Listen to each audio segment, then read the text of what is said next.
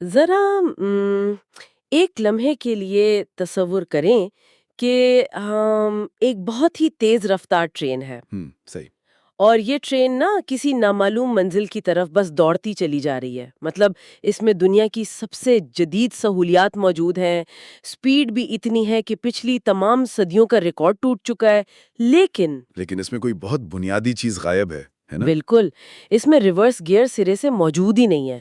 مطلب یہ ٹرین صرف اور صرف آگے کی طرف جا سکتی ہے. اب مسئلہ یہ ہے کہ کھڑکی سے باہر کا منظر دیکھ کر اندر بیٹھے مسافروں کو لگ رہا ہے کہ بھئی یہ ٹرین تو کسی کھائی کی طرف جا رہی ہے. واہ کیا زبردست اور خوفناک منظر کشی کیا آپ نے. ہے نا؟ اور میرا خیال ہے کہ جدید انسان کی آج کل کی حالت کچھ ایسی ہی نہیں ہے. ہم سب نا ایک عجیب سا تضاد کا شکار ہے. جی بالکل، ایک بہت بڑا تضاد ہے. اسی طرف آپ دیکھیں تو بے چینی ہے، ذہنی دباؤ ہے، سکون کی کمی تیزی سے بڑھ رہی ہے. ہم اتنی تیزی سے آگے جا رہے ہیں لیکن اندر سے ایسا کیوں لگتا ہے کہ ہم پیچھے کی طرف گر رہے ہیں؟ دیکھیں، یہ ایک بہت ہی گہرا اور میں کہوں گا کہ چبھتا ہوا سوال ہے. اور در حقیقت آج کے اس جدید انسان کا سب سے بڑا نفسیاتی المیہ یہی ہے. صحیح. ہم بیرونی طور پر تو مطلب چاند اور مریخ کو چھو رہے ہیں، لیکن اندرونی طور پر ہمارا وجود کھوکھلا ہوتا جا رہا ہے. اصل میں نا ہم رفتار کو ہی ترقی سمجھ بیٹھے ہیں، جبکہ سمت کا کسی کو ہوش ہی نہیں ہے. بالکل صحیح بات ہے، سمت کا ہوش نہیں ہے. اور یہی وہ نقطہ ہے جہاں سے ہمارے آج کے اس گہرے مطالعے کا یعنی آج کے اس ڈیپ ڈائیو کا آغاز ہوتا ہے. زبردست. اور آج اس گتھی کو سلجھانے کے لیے ہمارے پاس ایک انتہائی شاندار اور فکر انگیز تحریر موجود ہے. یہ تحریر دراصل بحریہ ماڈل اسکول کے ایک استاد ہیں، محمد فاروق راشد صاحب، ان کی ہے. جی ہاں، فاروق راشد صاحب. اور اس کا عنوان بہت دلچسپ ہے. عنوان ہے ارتقاء کا پہیہ الٹا کیوں نہیں گھوم سکتا. تو آج ہم اس تحریر کی روشنی میں یہ کھوج لگانے کی کوشش کریں گے کہ انسان کا ارتقاء یا اس کے وقت کا سفر ہمیشہ ایک ہی رخ پر کیوں ہوتا ہے. صحیح. اور وہ کون سی خاموش رکاوٹیں ہیں جو ہمیں ترقی کے نام پر تباہی کے راستے پر ڈال دیتی ہیں.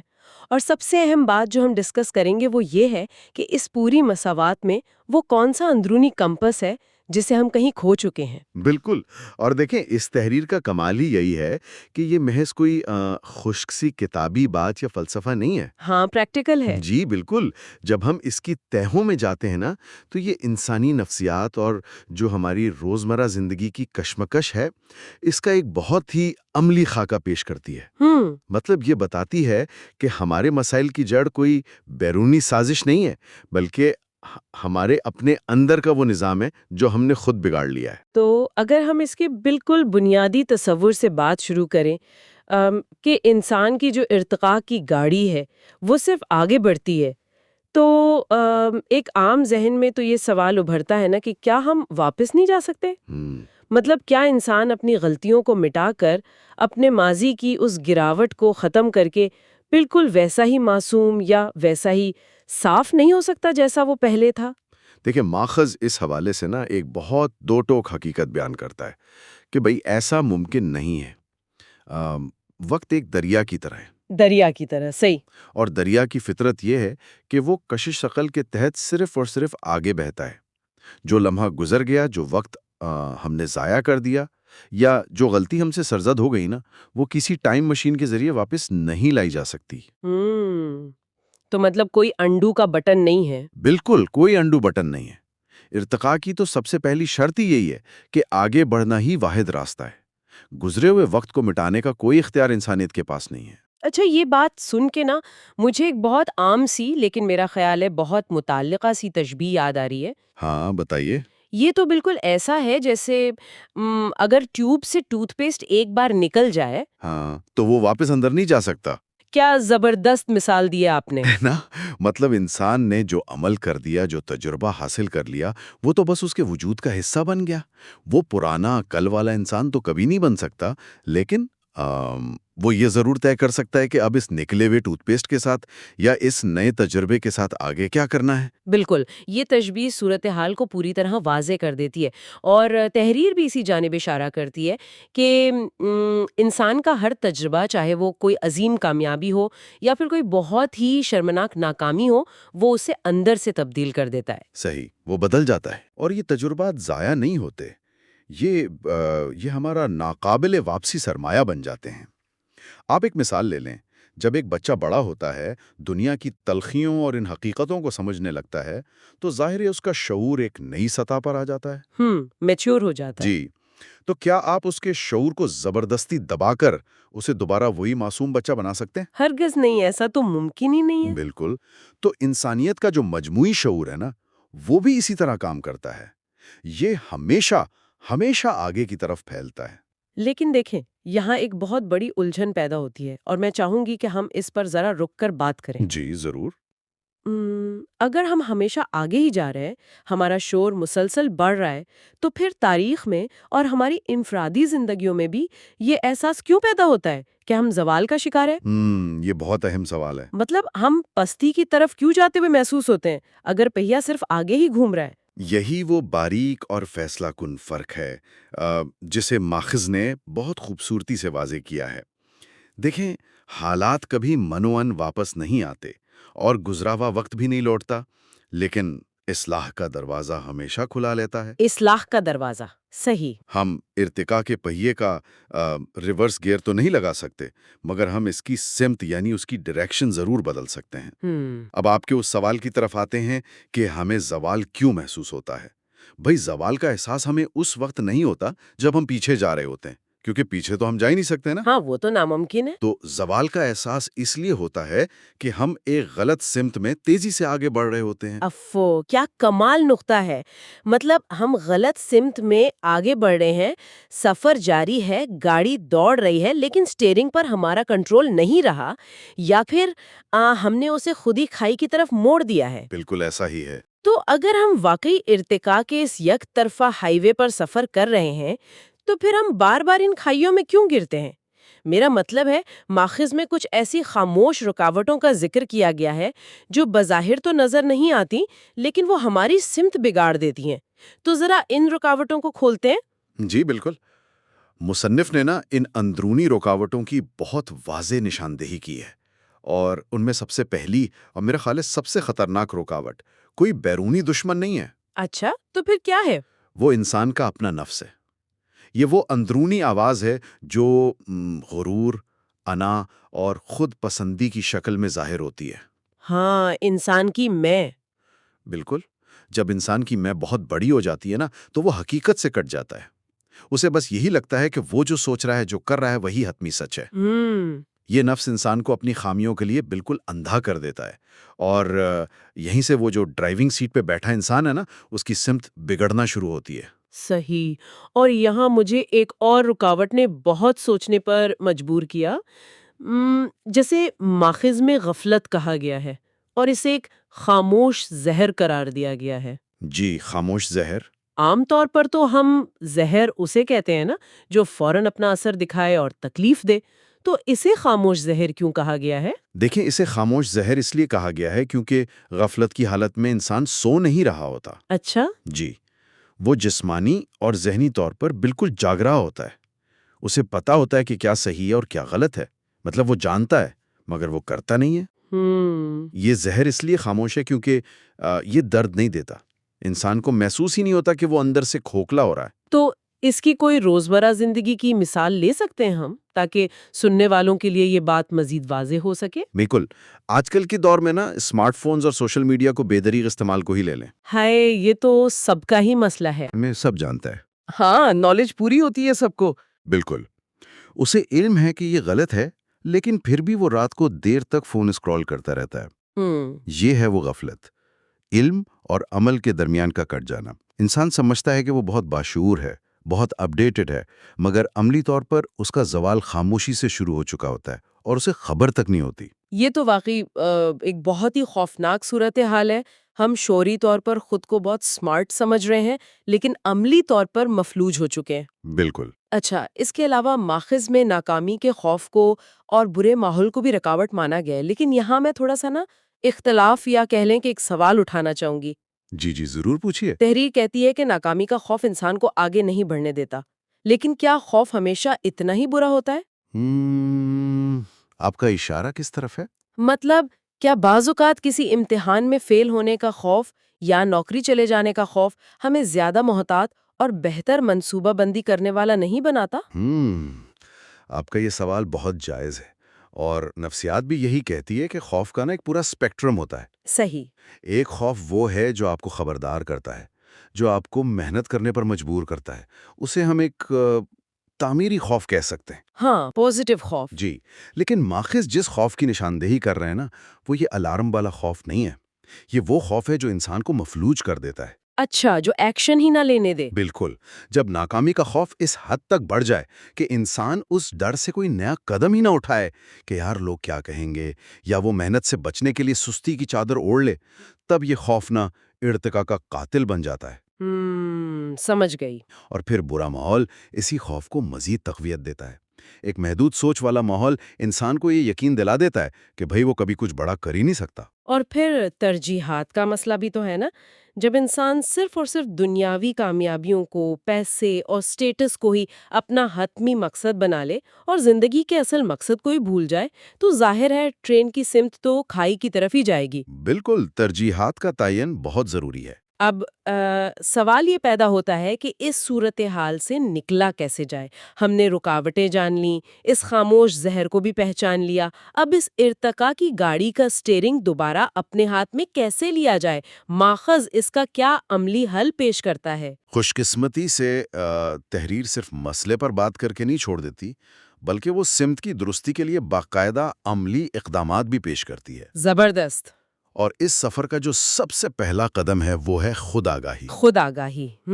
جی، انسان کو سب سے پہلے اپنی ذات کے سامنے جواب دہ ہونا پڑتا ہے۔ جب تک وہ یہ تسلیم ہی نہیں کرے گا کہ اس میں خامیاں ہیں یا وہ کس غفلت کا شکار ہے، تب تک اصلاح کا عمل شروع ہی نہیں ہو سکتا۔ صحیح۔ اور دیکھیں، یہ ایک مشکل کام ہے، کیونکہ اپنے نفس کے پردے چاک کرنا کسی کو پسند نہیں ہوتا۔ بالکل، سچ کا سامنا کرنا سب سے مشکل ہے، اور اس کے بعد جو قدم بتایا گیا ہے نا، وہ میرے خیال میں اس پوری عمارت کی بنیاد ہے۔ وہ کیا؟ وہ ہے نیت کی اصلاح۔ ماخذ کے مطابق اگر نیت درست ہو نا، تو عمل کی سمت خود بخود واضح ہو جاتی ہے۔ بالکل درست۔ اور اس کے ساتھ ماخذ نے مستقل مزاجی اور چھوٹے چھوٹے قدم اٹھانے پر بہت زور دیا ہے۔ جب میں یہ پڑھ رہی تھی نا، تو میرے ذہن میں مالیات کی دنیا کا، یعنی فائنانس کا ایک بہت مشہور اصول آیا۔ اچھا، کون سا اصول؟ یہ جو مستقل مزاجی سے کی گئی چھوٹی سی بہتری ہے نا، یہ بالکل کمپاؤنڈ انٹرسٹ یعنی مرکب سود کی طرح کام کرتی ہے۔ واہ، یہ ایک بہت ہی دلچسپ زاویہ ہے۔ اسے تھوڑا مزید کھولیے۔ انسانی ارتقاء اور کمپاؤنڈ انٹرسٹ کا آپس میں کیا تعلق بنتا ہے؟ دیکھیں، فائنانس میں جب آپ ایک چھوٹی سی رقم پر کمپاؤنڈ انٹرسٹ لگاتے ہیں نا، تو پہلے کچھ عرصے تک آپ کو کوئی خاص فرق نظر نہیں آتا۔ صحیح۔ لیکن پھر ایک وقت آتا ہے جب وہ رقم تیزی سے بڑھنے لگتی ہے۔ بالکل اسی طرح جب ایک انسان روزانہ کی بنیاد پر خود میں صرف 1%، جی ہاں، صرف 1% بہتری لاتا ہے، کوئی ایک بری عادت چھوڑتا ہے یا کوئی ایک نیا مثبت کام شروع کرتا ہے، تو بظاہر ایک ہفتے یا ایک مہینے میں نا کوئی جادو نہیں ہوتا، دنیا کو وہ ویسا ہی عام سا انسان لگتا ہے۔ لیکن جب وہ یہ چھوٹے چھوٹے قدم مسلسل کئی سالوں تک اٹھاتا رہتا ہے، تو ان کا اثر آپس میں جمع ہوتا رہتا ہے۔ بالکل، وہ کمپاؤنڈ ہوتا رہتا ہے۔ جی، اور ایک طویل عرصے کے بعد اس انسان کے شعور اور اس کی ارتقاء میں ایک اتنا بڑا فرق آ جاتا ہے جو بظاہر ناممکن لگتا ہے۔ یہ وہ تبدیلی ہے جس کی بنیاد روزمرہ کی بورنگ لیکن مستقل کوشش ہوتی ہے۔ میں آپ کی اس شاندار تشبیہ سے 100% متفق ہوں۔ واقعی راتوں رات کوئی انقلاب نہیں آتا۔ ارتقاء ایک خاموش اور مسلسل عمل کا نام ہے۔ جی بالکل۔ لیکن، اور یہاں ایک بہت بڑا لیکن ہے، ماخذ یہاں ایک اور شرط عائد کرتا ہے جو سیدھا آپ کی اس نیت والی بات سے جڑتی ہے۔ اچھا، وہ کیسے؟ فرض کریں ایک انسان روزانہ کمپاؤنڈ انٹرسٹ کی طرح خود کو بہتر کر رہا ہے۔ وہ علم حاصل کر رہا ہے، محنت کر رہا ہے، لیکن اس کی نیت درست نہیں ہے۔ نیت میں کھوٹ ہے۔ جی، وہ یہ سب کسی کو نقصان پہنچانے یا صرف اپنی انا کی تسکین کے لیے کر رہا ہے۔ تو وہ معلومات اور وہ عمل اسے دنیاوی کامیابی تو دلا دے گا، لیکن وہ حقیقی انسانی ارتقا نہیں کہلائے گا۔ صحیح بات ہے۔ صرف علم کا ہونا کافی نہیں ہے نا، اس علم کا صحیح سمت میں استعمال ناگزیر ہے، اور وہ سمت ہمیشہ نیت طے کرتی ہے۔ اور یہیں سے نا ہم اس بحث کے سب سے گہرے، سب سے اہم اور شاید سب سے حیران کن حصے کی طرف بڑھتے ہیں۔ جی بتائیے۔ ہم نے نیت، علم، عمل اور مستقل مزاجی پر بات کر لی۔ یہ سب تو ٹولز ہیں، اوزار ہیں ایک طرح کے۔ بالکل، یہ اوزار ہیں۔ لیکن اس بات کی کیا ضمانت ہے کہ ایک انتہائی باصلاحیت، محنتی اور مستقل مزاج انسان اپنے ان اوزاروں کو معاشرے کی تباہی کے لیے استعمال نہیں کرے گا؟ بہت گہرا سوال ہے۔ اور یہیں پر وہ چیز سامنے آتی ہے جسے ماخذ نے روحانیت کا نام دیا ہے، اور اسے ارتقاء میں توازن لانے والا سب سے اہم عنصر قرار دیا ہے۔ بالکل، اور ہمیں یہاں نا روحانیت کے تصور کو بھی واضح کرنا چاہیے۔ ماخذ میں روحانیت کا مطلب صرف جنگل میں جا کر بیٹھ جانا یا محض کچھ مخصوص عبادات تک محدود رہنا نہیں ہے۔ ہاں، وہ روایتی تصور نہیں۔ جی، یہاں روحانیت کو ایک انتہائی فعال اور زندہ اندرونی کمپاس کے طور پر پیش کیا گیا ہے۔ اندرونی کمپاس، واہ! یہ وہ نظام ہے جو انسان کے دل کو غلاظتوں سے، جیسے غرور اور خود غرضی ہے، ان سے پاک کرتا ہے۔ یہ انسان کو اس کے خالق سے جوڑتا ہے، صحیح۔ اور اسے بار بار یہ یاد دلاتا ہے کہ اس کی اس محنت اور کامیابی کا اصل مقصد محض اس کی ذات نہیں ہے۔ یہ کمپاس دراصل انسان کو اخلاقی گراوٹ سے بچاتا ہے۔ مجھے اس تحریر میں نا جو جملہ سب سے زیادہ طاقتور اور چشم کشا لگا وہ یہ تھا کہ روحانیت کے بغیر عقل صرف چالاکی بن جاتی ہے اور شعور خود غرضی میں ڈھل جاتا ہے۔ واہ، کیا کمال جملہ ہے! لیکن جب یہی عقل روحانیت کے ساتھ ملتی ہے تو وہ حکمت بن جاتی ہے، اور شعور ایک سماجی ذمہ داری کا روپ دھار لیتا ہے۔ بہت گہری بات ہے۔ اس ایک جملے نے نا میرے بہت سے سوالات کے جواب دے دیے۔ مطلب یہ بتاتا ہے کہ کیوں بعض اوقات دنیا کے انتہائی ذہین ترین لوگ بھی انسانیت کے لیے اتنے تباہ کن ثابت ہوتے ہیں۔ بالکل، اگر ہم اس کا اطلاق آج کی جدید دنیا پر کریں نا، تو بات بالکل شیشے کی طرح صاف ہو جاتی ہے۔ وہ کیسے؟ آپ کارپوریٹ دنیا کی مثال لے لیں۔ کئی ایسے CEO ہوتے ہیں جن کے پاس دنیا کی بہترین یونیورسٹیوں کی ڈگریاں ہوتی ہیں، وہ انتہائی ذہین ہوتے ہیں، محنتی ہوتے ہیں، ان کے پاس علم کی کوئی کمی نہیں ہوتی۔ ہاں، ٹاپ ٹیلنٹ ہوتے ہیں۔ جی، لیکن پھر اچانک پتہ چلتا ہے کہ انہوں نے کوئی بہت بڑا کارپوریٹ فراڈ کر دیا ہے، جس سے ہزاروں لوگوں کی عمر بھر کی جمع پونجی ڈوب گئی۔ اوف، بالکل ایسا ہی ہوتا ہے۔ اب آپ بتائیں، کیا ان میں عقل کی کمی تھی؟ بالکل نہیں۔ کمی اس اندرونی کمپاس کی تھی، اس روحانیت کی تھی جو انہیں بتاتی کہ ان کا یہ عمل اخلاقی طور پر کتنا غلط ہے۔ صحیح۔ ان کی عقل نہ روحانیت کے بغیر صرف ایک چالاکی بن کر رہ گئی تھی۔ یہ مثال تو بالکل درست بیٹھتی ہے۔ مطلب جب انسان اپنے خالق سے اپنا رشتہ توڑ لیتا ہے تو اسے لگتا ہے کہ وہ کسی کو جلابدہ نہیں ہے۔ بالکل، وہی انا والی بات۔ اس میں یہ غرور پیدا ہوتا ہے کہ وہ پوری طرح خود مختار ہے، اور ماخذ کے مطابق یہی وہ مقام ہے جہاں سے اصل زوال شروع ہوتا ہے۔ انسان ٹیکنالوجی بنا لیتا ہے، فلک بوز عمارتیں کھڑی کر لیتا ہے، لیکن وہ انصاف اور سکون قائم نہیں کر پاتا۔ جس تضاد کا ذکر ہم نے گفتگو کے بالکل آغاز میں کیا تھا، اس کی جڑ بھی یہی ہے کہ مادی ترقی تو ہو گئی بھئی، لیکن روحانی کمپاسی غائب ہو گیا۔ اور یہی وہ مقام ہے جہاں مصنف ہمارے تعلیمی نظام پر بھی ایک بہت کڑی اور میں کہوں گا بہت جائز تنقید کرتے ہیں۔ اچھا، تعلیمی نظام کے حوالے سے کیا کہتے ہیں؟ وہ کہتے ہیں کہ ہم اپنے اسکولوں اور کالجوں میں ایسے روبوٹس تیار کر رہے ہیں جنہیں تیز دوڑنا تو آتا ہے، لیکن یہ نہیں پتا کہ دوڑنا کس طرف ہے۔ اوف، کتنی سچی بات ہے۔ ہمارا تعلیمی نظام صرف معلومات، انفارمیشن اور دنیاوی کامیابی کے گر سکھا رہا ہے۔ ہم بچوں کو محنت کرنا تو سکھاتے ہیں، لیکن ہم انہیں یہ نہیں سکھاتے کہ جب وہ کامیاب ہو جائیں تو ان میں عاجزی اور شکر کیسے آنا چاہیے۔ بالکل، ہم نے تعلیم کو صرف ایک کیریئر تک، ایک نوکری تک محدود کر دیا ہے، جبکہ تعلیم کا اصل مقصد تو حکمت دینا تھا۔ جی، اور تیز رفتاری اگر غلط سمت میں ہو نا تو وہ صرف تباہی کو قریب لانے کا کام کرتی ہے۔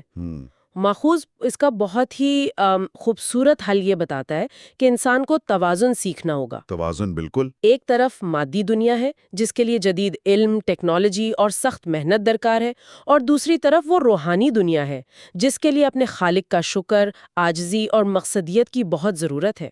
اور یہی اس پوری گفتگو کا نا سب سے اہم سبق ہے۔ عام طور پر لوگ یہ سمجھتے ہیں کہ شکر و محنت یا پھر روحانیت اور مادی ترقی یہ ایک دوسرے کی ضد ہیں، ہاں، یہ بہت عام غلط فہمی ہے۔ جبکہ ایسا بالکل نہیں ہے۔ یہ دونوں دراصل ایک دوسرے کو مکمل کرتے ہیں۔ اگر آپ صرف مادی ترقی کے پیچھے بھاگیں گے نا تو آپ ایک بے حس مشین بن جائیں گے، جو آج کے معاشرے کا المیہ ہے۔ صحیح۔ اور دوسری طرف اگر آپ صرف ظاہری روحانیت کا لبادہ اوڑھ لیں گے اور دنیاوی علم اور محنت کو چھوڑ دیں گے تو آپ غفلت کا شکار ہو جائیں گے اور اس دنیا کی دوڑ میں بہت پیچھے رہ جائیں گے۔